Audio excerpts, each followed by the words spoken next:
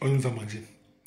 On ne fait que nous croire que pour réussir en business, alors il va falloir faire des formations ou bien faire des coachings ou bien, que sais-je, donc faire de l'infoprenariat, faire de la vente de formation, du moins la vente d'informations.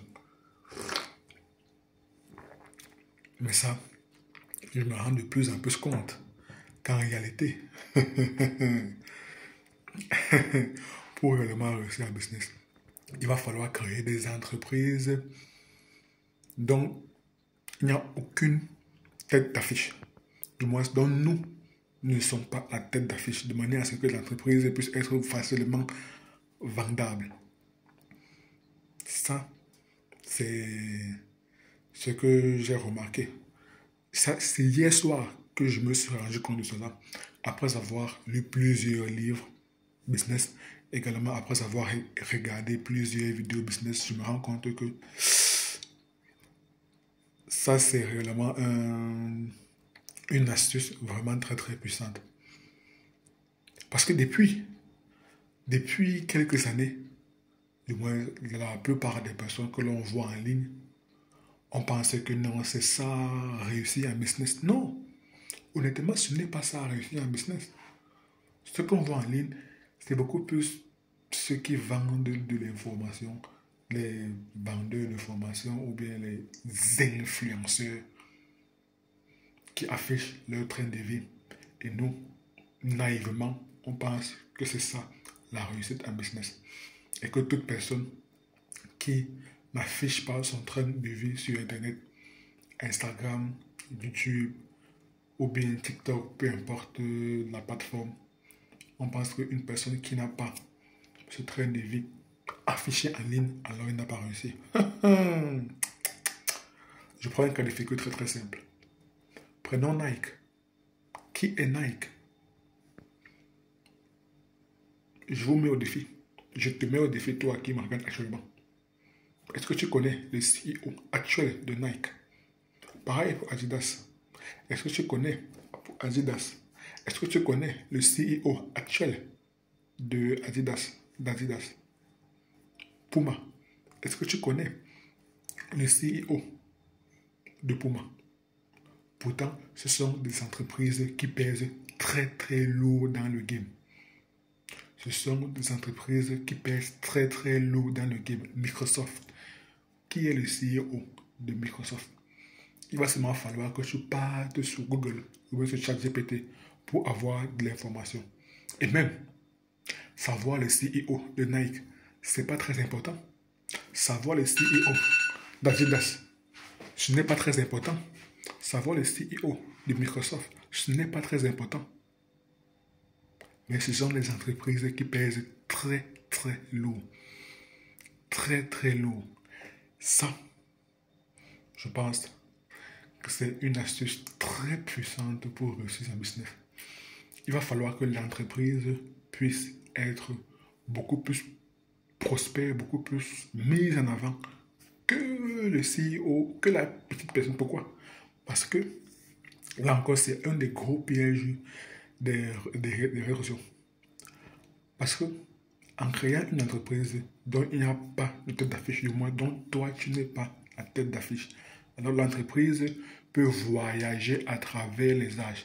Donc même quand toi tu ne seras plus là, l'entreprise continuera toujours à exister. Alors que si tu crées une entreprise qui est basée sur toi, qui est basée sur ton image, par exemple, une entreprise dans l'infoproduit, dans l'infoprenariat, dans tout ce qui est formation, tout ce qui est coaching, etc. Dès lors que toi, tu ne seras plus là, l'entreprise ferme ses portes. Dès lors que toi, tu ne seras plus là, l'entreprise ferme ses portes. C'est un peu comme des clubs de football. Le FC Barcelone existe depuis des années. Le FC Barcelone, ce n'est pas Lionel Messi. Non. Le Barça, ce n'est pas Messi. Messi, ce n'est pas le Barça.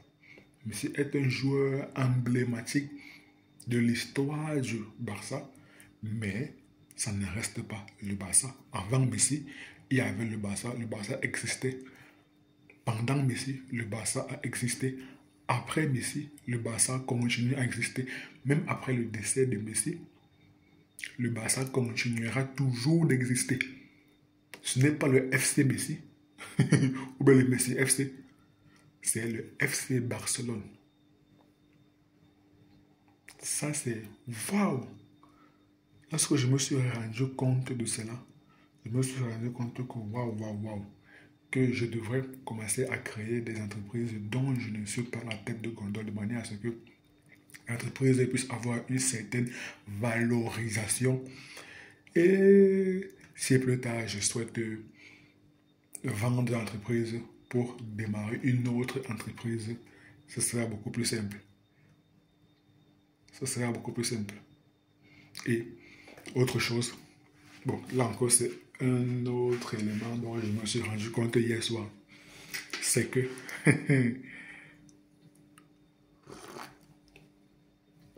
j'imagine que tu étais à Back to Africa.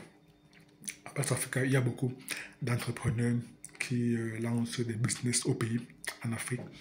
Et beaucoup d'autres entrepreneurs qui veulent également être de l'aventure d'investir au pays, qui veulent également investir au pays ou bien investir en Afrique. Donc, en Afrique, il y a beaucoup de PME et il y a beaucoup de PME qui vont également naître. Maintenant,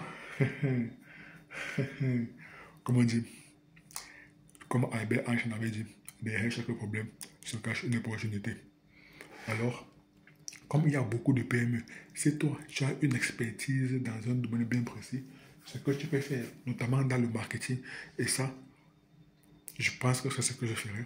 Je vais développer une expertise dans le marketing, dans tout ce qui est acquisition de clients, dans tout ce qui est scaling, donc dans tout ce qui est making money de l'entreprise, donc des stratégies pour que l'entreprise puisse gagner de l'argent. Car à la fin de la journée, le plus important pour une entreprise, c'est de gagner de l'argent.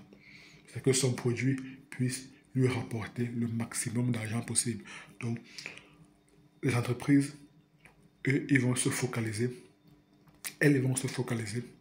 sur le fait de créer des meilleurs produits possibles. Et moi, avec l'expertise que je vais développer dans le marketing, dans le business, je serai là pour commercialiser leurs produits. Donc moi, ce que je vais faire, ce que je pense à faire, c'est ce qu'on appelle, ce que les Américains appellent private equity, d'investir dans des entreprises ou bien racheter les parts de l'entreprise. Donc, c'est être une solution alternative. Donc, c'est être une solution alternative aux banques. Parce que les banques prêtent de l'argent aux entrepreneurs pour que ces entrepreneurs puissent développer leur activité. Les banques investissent dans des entreprises pour que ces derniers puissent accroître leur activité. Et si moi je suis dans une solution alternative aux banques, donc j'investis dans une entreprise et avec mes stratégies, avec mon équipe, on va permettre à l'entreprise de scaler rapidement, d'accroître rapidement son chiffre d'affaires. Là, c'est une astuce très très puissante. Et on investit dans des PME. Parce que les PME veulent rapidement croître pour devenir des grandes entreprises. Et comme l'Afrique est une terre d'opportunités, beaucoup de personnes se ruent massivement vers l'Afrique, notamment pour y investir. C'est notamment notre grand frère, voire notre père, Tidjan Cham, qui avait dit dans un extrait de vidéo que lorsqu'il parle aux investisseurs, il dit, si vous voulez multiplier par 100 votre mise de départ, allez à la Silicon Valley. Et si vous voulez la multiplier par 1000, allez en Afrique. Donc il y a énormément, dans le potentiel en Afrique est immense et énorme. Et il y a beaucoup de PME. Ça, je l'ai su notamment à travers le livre de notre chère sœur, mademoiselle ou madame, je ne sais pas son statut actuel. Sorel Nyoma, notamment dans le livre du Community Management. Elle avait dit qu'il y a beaucoup de PME en Afrique. Et comme il y a beaucoup de PME en Afrique, investir dans ces PME, ou bien racheter quelque part, racheter des parts dans ces PME, c'est que nous puissions être des actionnaires, de préférence actionnaires majoritaires, et ramener notre expertise, ramener notre connaissance, ramener notre équipe pour permettre à l'entreprise de croître rapidement et à la fin se partager les bénéfices ou bien partager les dividendes. Ça, c'est très très puissant. C'est très très puissant. Donc pour résumer cette vidéo, 1. Créer des entreprises dont nous ne sommes pas la tête d'affiche, de manière à ce que l'entreprise puisse traverser les âges, de manière à ce que l'entreprise puisse exister même après notre mort. 2. En Afrique, il y a beaucoup de PME. Alors, une astuce très très puissante serait d'investir dans ces PME, d'être une solution alternative aux banques. Donc, on se met à la place des banques et on voit quelles sont les entreprises, les PME qui ont un fort potentiel de croissance et on se rapproche de ces PME, on investit dedans et on ramène notre expertise technique, notamment le marketing. Dans tout ce qui est marketing, dans tout ce qui permet d'accroître le chiffre d'affaires de l'entreprise. Et ainsi, à la fin, on se partage des dividendes. C'est ce que beaucoup d'entrepreneurs américains font. Et je pense que le fait en Afrique serait également une très très grande opportunité. C'était les 2 points que j'avais à partager dans la vidéo.